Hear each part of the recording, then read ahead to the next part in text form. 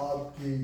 भरपूर जो है इसमें मेरे पास जो फीडबैक आया है उसके पेश नज़र मैं एक खसूसी छोटा सा क्लिप कर रहा हूँ कि जो हमारे ओवरसीज़ पाकिस्तानी हैं वो अपनी अथॉरिटी, अपना मुख्तारनामा, अपना पावर ऑफ अटॉर्नी किस तरह पाकिस्तान में रजिस्टर करवा सकते हैं या किस तरह वो किसी को अपनी अथॉरिटी डेलीगेट कर सकते हैं। बहुत अहम इशू है। या उनके पावर ऑफ अटॉर्नी की पाकिस्तान में रजिस्ट्रेशन कैसे हो सकती है, इस पर जो है मैं सबसे पहले जो है जो इसमें लाया हूँ पावर ऑफ अटॉर्नी जो है ये इसकी डेफिनेशन कहाँ प्रोवाइडेड है, ये क्या है पावर ऑफ अटॉर्नी। तो ये स्टैम्प एक्ट के जो है सेक्शन 2 और उसकी जो सब सेक्शन या क्लास जो है 21 उसमें ये इसकी डेफिनेशन दी गई है कि यह लीगल डॉक्यूमेंट है जो आपके जो इंटरेस्ट है, राइट्स है, उनको ट्रांसफ़र करने का अख्तियार देता है। अब ये लीगल इंस्ट्रूमेंट है। इंस्ट्रूमेंट फिर कहाँ प्रोवाइडेड है? इंस्ट्रूमेंट जो है स्टैम्प एक्ट 1899 के सेक्शन 2 की क्लास 14 में इसकी डेफिनेशन जो है वो प्रोवाइड की गई है। तो ये जनाब लीगल इंस्ट्रूमेंट जो है इसको कहते हैं पावर ऑफ अटॉर्नी। अब पावर ऑफ अटॉर्नी जो है उसकी मुख्तलिफ इकसाम है, मेजर 2 हैं। उसमें जनरल पावर ऑफ अटॉर्नी है जो जिसमें आप वो सारे अख्तियार जो आपको हासिल हैं वो आप किसी को डेलीगेट कर सकते हैं। और एक स्पेशल पावर ऑफ अटॉर्नी होता है जिसमें आप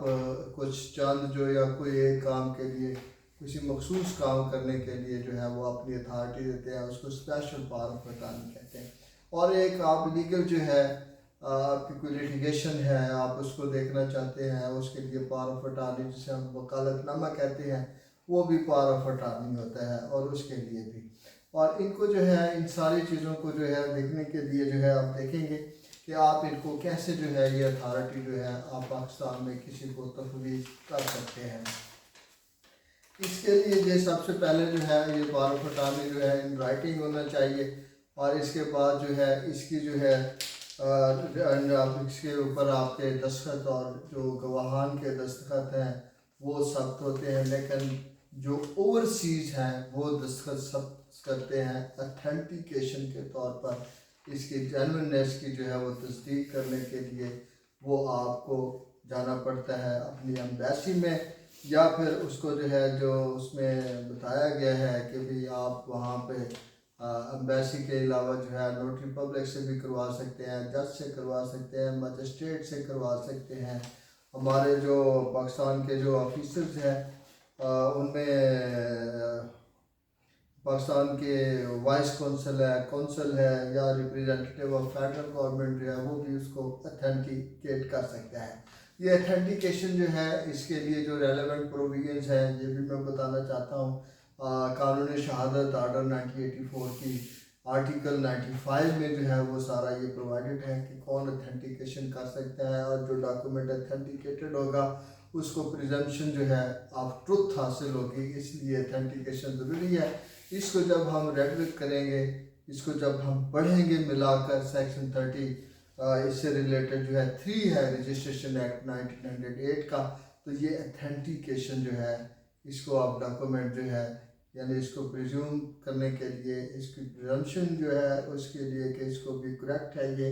उसके लिए हम ये दोनों सेक्शन जब मिला के पढ़ेंगे तो फिर ये सारी इसकी वजाहत हो जाती है कि अथेंटिकेशन ऑफ जो डॉक्यूमेंट है वो क्या है।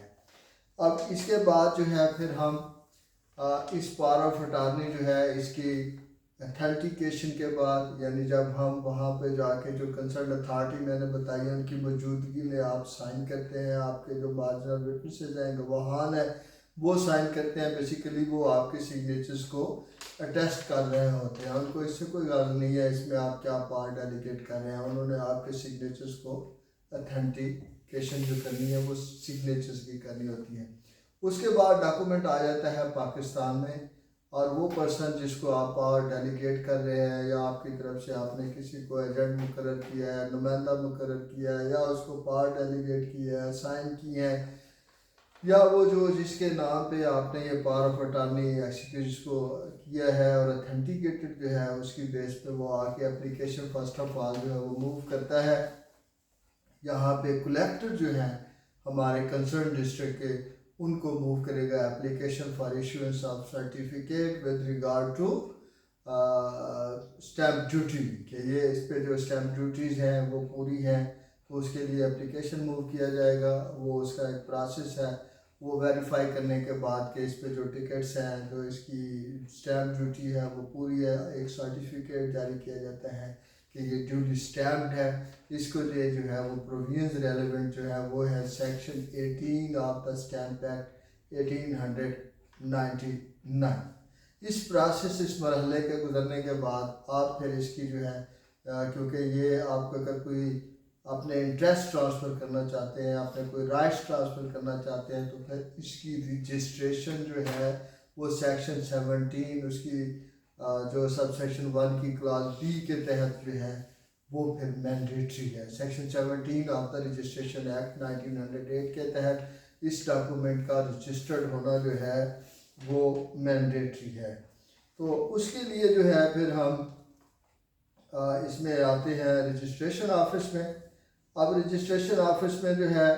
कि इस डॉक्यूमेंट को जो है कौन प्रेजेंट करेगा, वो जो मैंने पहले अर्ज कर दिया है कि वो लोग इंक्लूडिंग जो है जो आपका एजेंट है या जिसको आपने एक्सिक्यूट किया है उसमें और वो ड्यूली ऑथेंटिकेटेड है, वो जाके पेश कर सकता है, आसानी कर सकता है। वो आदमी जिसको आपने कोई अथॉरिटी दी है वो आपके बिहाफ पे वो डॉक्यूमेंट जो है वो प्रेजेंट करेगा। वो किसको जाकर प्रेजेंट करेगा, वो प्रेजेंट करेगा जहाँ पे आपकी जायदाद जो है, जो लैंड है, जिस तहसील में सिचुएटेड है, उस तहसील के सब रजिस्ट्रार के पास वो डॉक्यूमेंट जो है वो जाके वहाँ प्रेजेंट होगा। अब उसके बाद जो नेक्स्ट प्रोसेस है वो उसको वेरीफाई करवाएगा, उसकी ऑथेंटिकेशन को वेरीफाई करवाएगा सब रजिस्ट्रार, और आफ्टर वेरिफिकेशन ऑफ ऑथेंटिकेशन जो है फिर वो डॉक्यूमेंट जो है वो रजिस्ट्रेशन के लिए जो है वो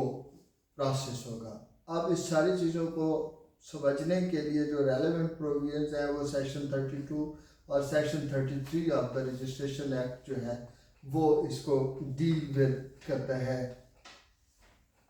अब इस वेरिफिकेशन के प्रोसेस के बाद जो है ये डॉक्यूमेंट जो है फिर इसके बाद पंजाब जो है, पंजाब मैनुअल ऑफ रजिस्ट्रेशन जो है या पंजाब रजिस्ट्रेशन मैनुअल जो है उसकी प्रोविजंस के तहत और उसके रूल्स के तहत जो ये प्रोसेस होता है, प्रोसेस होगा कि इसकी कितनी कापीज़ होंगी और ये सारा जो है रजिस्ट्रेशन का प्रोसेस उसको डील करेगा। और ये जो मैंने ये बताया है कि भी तहसील किस में जाएंगे और ये बातें जो लिखी हुई है ये section 22 of the registration 28 of the registration act में ये बात लिखी हुई है कि किस ऑफिस में ये डॉक्यूमेंट जाएगा, इसकी रजिस्ट्रेशन जो है वो किस ऑफिस में होगी। अब उसमें जब वो पेश होगा उसके लिए एक इंक्वायरी जो है वो होगी और उसके साथ इसका प्रोसीजर जो प्रोन एडमिशन जो है ये डॉक्यूमेंट आपका एडमिट हो जाएगा और वहाँ पे ये इसका रजिस्ट्रेशन का सारा प्रोसेस हो जाएगा और ये वैलिड डॉक्यूमेंट होगा और इसकी रजिस्ट्रेशन के बाद ये फुली जो है इसकी जो अथॉरिटी है आपकी वो एक्सरसाइज की जा सकती है। अब इसको रजिस्टर्ड ना करवाने के क्या इफ़ेक्ट हैं, अगर इसको आप रजिस्टर्ड नहीं करवाएंगे तो ये कोई अथॉरिटी कन्फर्म नहीं करेगा, इसकी कोई कानूनी हैसियत नहीं होगी, ये इसकी कोई एविडेंशियली वैल्यू नहीं होगी, इसकी बेस पे कोई ट्रांजैक्शन नहीं हो सकेगी। तो इसलिए इसके लिए जो है ये बात प्रोवाइडेड है section 49 of the registration act कि it got no legal value, इसकी कोई ऑथेंटिसिटी कोई वैल्यू नहीं है और कोई अथॉरिटी कन्फर्म नहीं करेगा। अगर वकालतनामा भी देना है तो उसी के लिए भी ये प्रोसेस है। तो ये मैं समझता था कि बहुत ज़रूरी था। आपको इससे रिलेटेड अगर कोई इंफॉर्मेशन, कोई जजमेंट्स, कोई अथॉरिटीज़, कोई मसाइल दरकार हों तो आप कमेंट्स कॉलम में जाके लिख सकते हैं।